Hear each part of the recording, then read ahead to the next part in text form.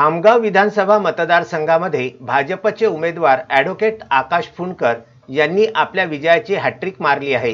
त्यांनी आपल्या प्रतिस्पर्धी भारतीय राष्ट्रीय काँग्रेसचे माजी आमदार राणा दिलीपकुमार सानंदा यांना 25,232 मतांनी मात देऊन विजय प्राप्त केला। खामगाव विधानसभा मतदारसंघामध्ये भाजपाचे उमेदवार आकाश फुंडकर यांना 1,08,000 तर काँग्रेसचे दिलीपकुमार सानंदा यांना 83,714 मते मिळाली। वंचितचे देवराव हिवराळे यांना 26,346 मते मिळाली। भाजपाचे आकाश फुंडकर हे 25,232 मतांची लीड घेऊन विजयी झाले आहेत।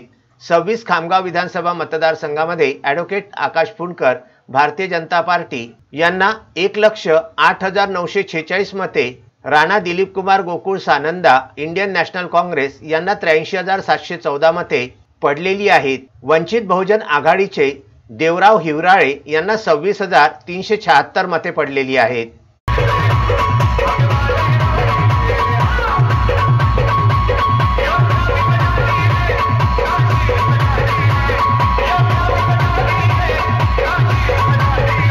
विदर्भ न्यूज करिता ज्येष्ठ प्रतिनिधी मोहम्मद फारूक यांचा हा वृत्तांत।